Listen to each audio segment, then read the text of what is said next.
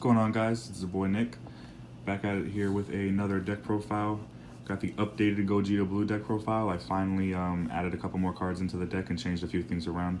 I wanted to say in my last video, I did give you guys a little bit of misinformation. One of the cards that work in there, Feisty Chi-Chi, she doesn't actually do what I said she does. She does search out a Goku, but it has to be like a kid Goku pretty much, not a Goku BR, which is what this deck has.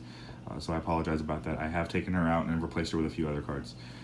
So this will be the lead that we're going to be using for this deck profile and for this deck. In my opinion, this is the best Gogeta lead besides the blue Gogeta that helps you, that you would use in like a ramp build. That one's pretty good, but you can't use him in this deck obviously. So for a red Gogeta deck profile, I'd recommend this lead right here. So what he does is once per turn, you can choose a red Goku BR or a red Vegeta BR from your hand. Put them in your drop, draw two, and then you can take one from your life if you'd like to, so that helps you get to your life faster. And then when you're at 4 or less, you awaken, draw a card, and then also restand in energy and switch to active mode. So when he is awakened, you obviously draw a card every time you swing, and then his activate battles, you can discard a card from your hand, any red card from your hand, and then if you happen to have 2 BR Gokus and 2 BR Vegetas, both red, when you are swinging, you're actually going to be able to bump up to 20k power and double strike, and then your opponent can't activate counter skills with the energy cost of 2 or more for the duration of the turn. So that's really cool. It has come in handy quite a few times to just apply pressure to your opponent just by giving them, or just by hitting them with a 20k body with double strike. Just like, you know, a little bit of extra pressure, especially when you have your other Gogetas on board. It's just a lot of pressure for your opponent to deal with. So that's the lead. You guys can play the other Gogeta lead if you'd like to. I just prefer this one just because of that draw power. All right, so let's go ahead and get into the deck. We're going to start with the 1-drops. So I play 4 Goku prepping for fusion, and then we also play 4 Vegeta prepping for fusion here. These guys are your main 1-drop searchers for the deck. You just tap 1, bring these guys out, and then you can search any of the top 3 cards. You can pull out any Veku or any opposite of the card. So like if you're using Vegeta, you can search a Goku. If you're using Goku, you can search a Vegeta.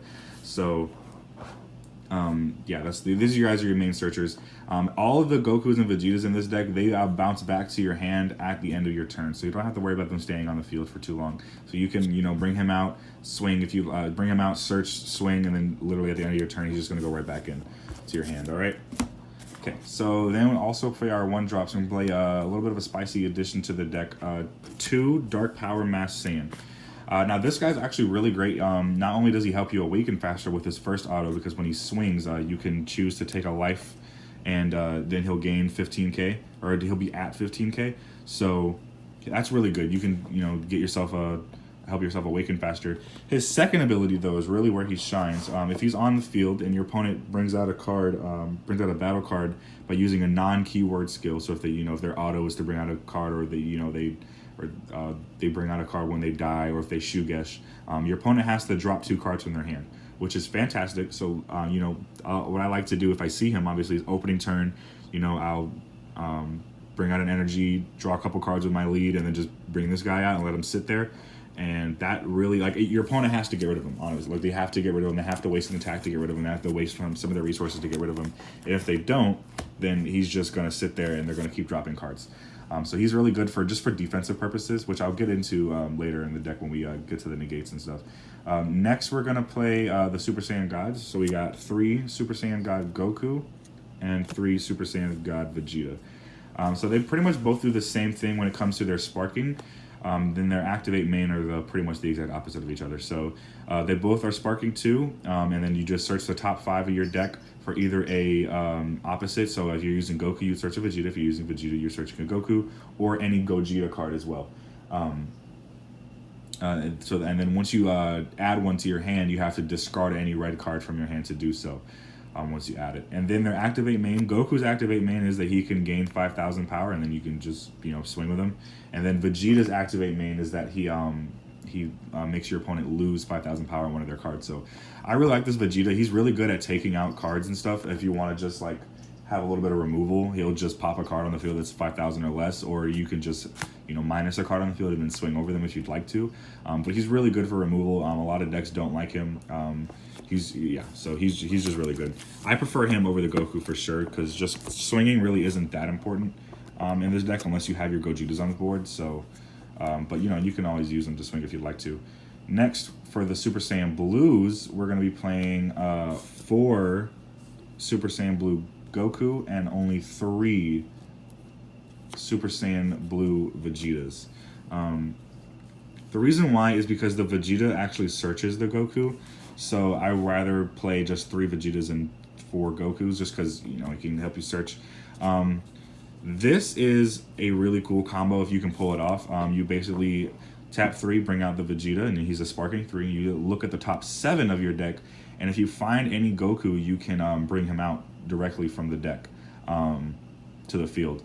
Vegeta does have to be in rest mode for you to activate that, so you won't be able to swing Vegeta. However, his once per turn is he can ignore barrier and make a card minus 10k, which is fantastic. You can easily pop a 10k on the board, or you can just minus a 10k and then swing over with the Goku here, who says that when you play him from your hand, you can look at the top 7 cards of your deck and then choose a Vegeta and bring him out here.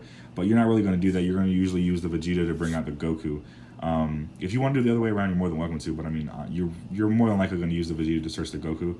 And then the Goku's is that he gains 20k power, and then he can attack battle cards in active mode. Or, sorry, he gains 10k, he'll get up to 20k power, and then he can swing on active mode cards, which is fantastic, honestly. I think that's really good. I like this Goku more than I like the Super Saiyan God Goku, just because it's a way bigger boost to attack.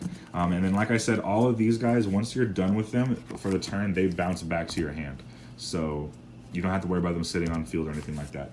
And then next, we're going to get into our 3-drop and our Vekus. So we're going to run 3 Veku the Fragile, and we're going to run 4 Veku Contents Under Pressure. These guys are fantastic, honestly. I really didn't like them at first, and I didn't realize how good they were. But let me get this camera fixed for you guys. I didn't like them at first, but now I understand why they're so good. They're able to get your Goku and your Vegeta pieces in the grave so easy. You literally just bring them out for free. There's no energy cost whatsoever. As long as you have a Goku BR, a red Goku and a red Vegeta BR in your hand, you just pitch them to the drop and you bring these guys out for free. Veku's a 15k body who can swing on active mode cards, and Veku, the skinny Veku here, he's a 10k body. He can't swing on active mode cards, but what he can do is when you bring him out, you can send him to the drop, add back a Goku and Vegeta card, and then you can choose a power. You can choose a card on the field and your opponent's card in the field and make him lose 10k, so you can pop a 10k. Veku also has a similar effect. He just goes to the drop, and then you can add back a Goku or Vegeta in case you need them or anything. These guys are fantastic, honestly. They're just really good pressure to have on the board. They're free, like I said, and it'll help you really set up your drop area for your leader skill. Next, we're going to get into the big boys, the Gogetas. So we're going to run 4 of this Gogeta here. Boom. This guy, your bread and butter. He's what you're waiting for. This deck, honestly, if you want to be really honest, is just stall till turn 4. That's literally it. This guy right here, you need 4 energy, 4 red energy, and then you're gonna pitch 1 Goku and 1 Vegeta BR. Both of them have to be red, both of them have to be BR. And then you draw 2. You have to pitch the Goku and Vegeta before you draw 2. Technically, no, you don't have to do that. Technically, you do draw 2 and then pitch. I would not recommend doing that because your opponent can call on you and say something, and just avoid the issues. Just do the pitch first and then draw 2. There's no way you're not going to have a Goku and Vegeta in your hand in order to do this. There's like literally impossible. So just do that, then you draw 2. Then what you're going to do with this guy, you're going to evolve with him using this boy right here. This Gogeta's effect really is not that necessary. I mean, he can he swings and he'll go restand himself once, and he can't be KO'd. That's not really important. This guy, however, is the important one. Fusion Onslaught, this guy is the game winner right here. This is one of the game winners in this deck. So you're going to evolve over a 6-drop Gogeta. You have to just pitch 2 red cards from your hand. It doesn't matter which 2 they are. And then this guy obviously has double strike, and then he can't be KO'd. And he can attack cards that are in active mode. So here's where the things get really good. His first auto is if you bring him out to the field and your opponent doesn't have any battle cards on the field already, they just automatically lose 2 life. That's it. It's amazing. And they have to put them in their drop area. They don't go to their hand. So that's even better. They just automatically lose 2 life. That's fantastic. That really advances, that puts you in the lead really fast. And his second auto is that he can continuously attack battle cards and switch himself back to active mode. Not a leader card, battle cards.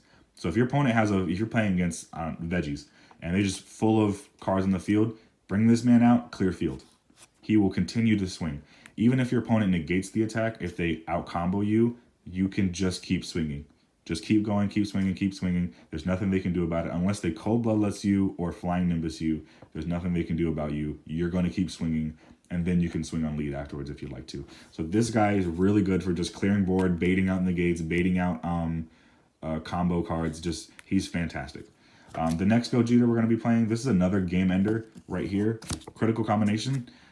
This guy, fantastic. If you're at 2 or less life, you can bring him out for 4 energy instead of 8 energy. No other cost, no Gokus, Vegetas to pitch, nothing like that. Just bring him out for 4 energy. He has dual attack and triple strike.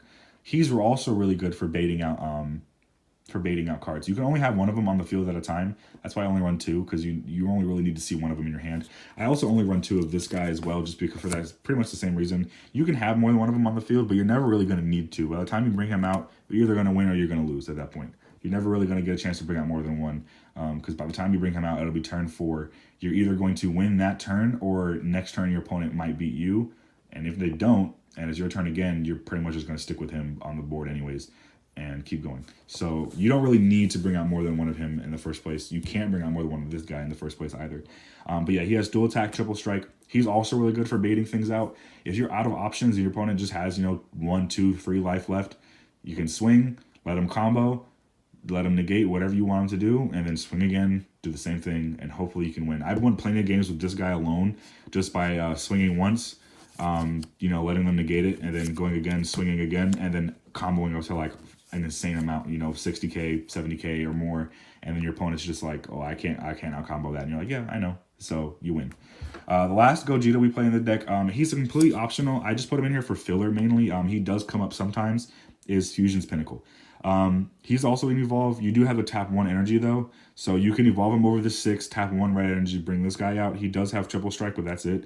His auto is a sparking 10. If you have obviously more than 10 cards in your drop, then you can your opponent can't activate battle cards skills for the duration of the turn. That's activate, not, it doesn't negate their skills, I believe. You can correct me on that if you can.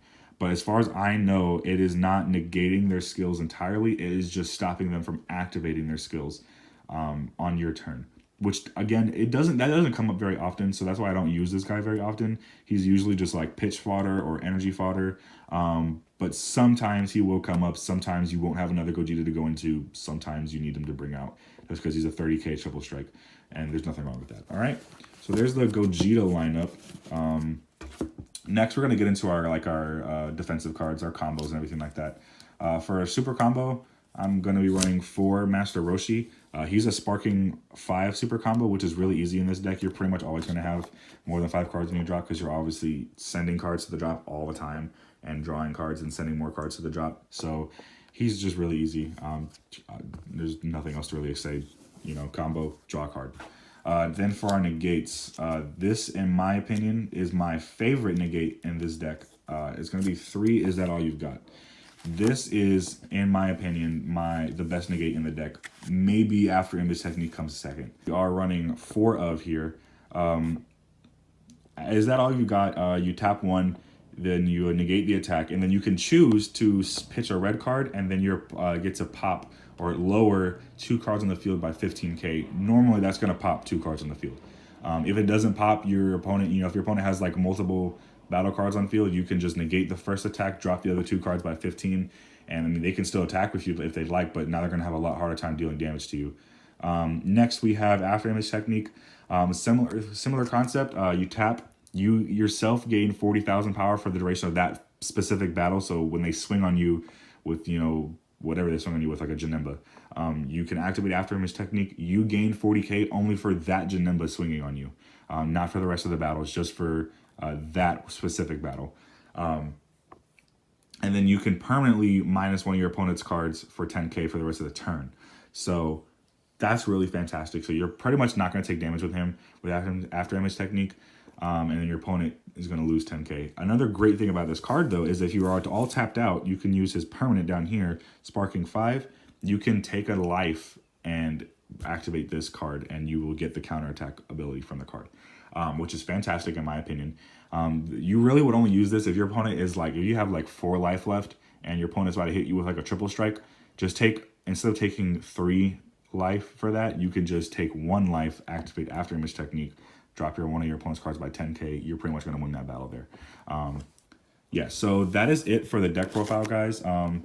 Honestly, there's not much I would really change about this deck. Some people have told me to add in 3 of this Gogeta here.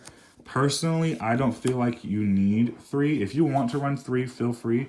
But I've been running 2 for quite a while now, and I honestly have seen him every single game. I have not had a problem with the ratios at all. I've seen him every single match. He's easily searchable by the Super Saiyan God Gokus and Super Saiyan God Vegetas.